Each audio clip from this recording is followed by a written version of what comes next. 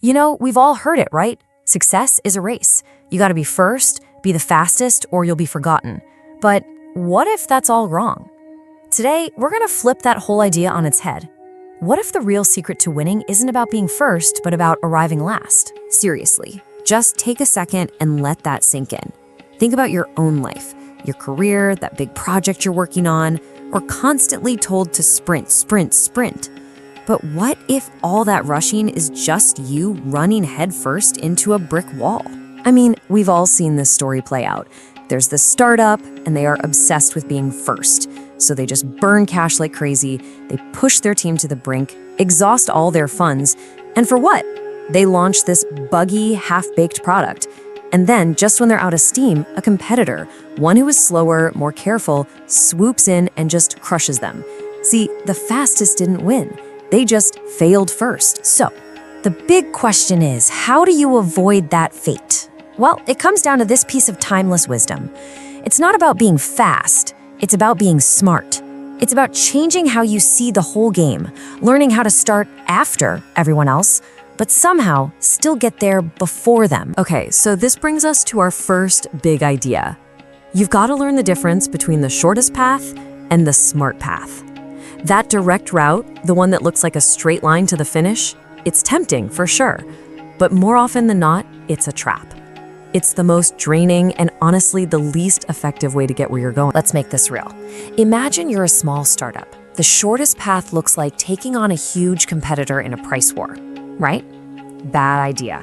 That's a fight you're pretty much guaranteed to lose. So, you take the detour. You completely ignore the giant. Instead, you focus on building this small, super passionate community around a very specific niche product. And that's your shortcut. Because now you've got this loyal market that the big guy can't just come in and steal. You took the scenic route and you ended up winning the race. Now, if you ignore this whole detour idea, well, the consequences are pretty serious. We're not just talking about being inefficient here. Rushing like that can be absolutely fatal to your goals. There's a real, tangible cost to moving too fast. This idea actually comes from this old piece of military strategy. Think about it. An army that force marches 100 miles to gain an advantage. They get there with maybe 10% of their strength. Their soldiers are exhausted, they've left supplies behind, they're in no shape to fight. And that maps perfectly to business today, doesn't it? The more you rush, the more you give up, your budget, the quality of your work, your team's sanity. You might cross the finish line, but you're too broken to actually claim the prize. Let's give this a name. Strategic burnout. You know what I'm talking about. It's that point of total exhaustion where you've pushed way too hard for way too long. Your key resources, I'm talking cash, team morale, your own energy, they're just gone. You've been sprinting so hard, you've completely run out of gas right before you get to the end. Okay, so if rushing is the bad guy in this story, what's the solution? It's all about mastering your strategic rhythm. See, success isn't just about what you do. It's about how you do it and when you do it.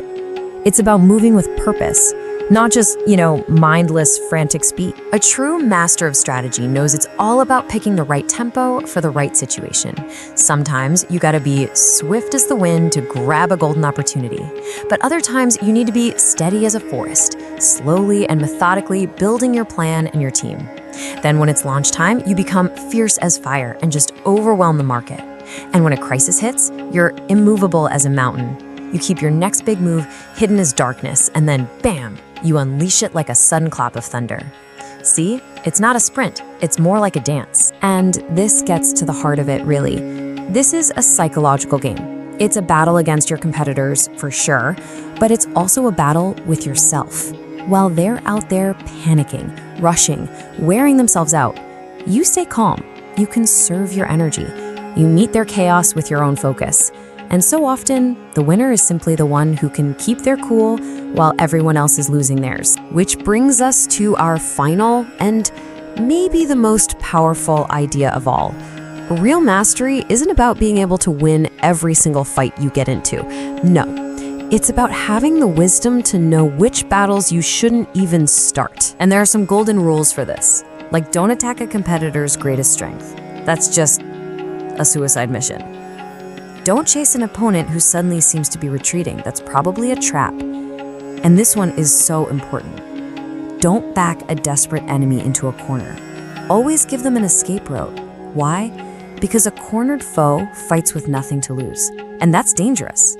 By giving them a way out, you avoid a brutal, costly fight you didn't need to have. So, when you put all these pieces together, the message becomes really clear.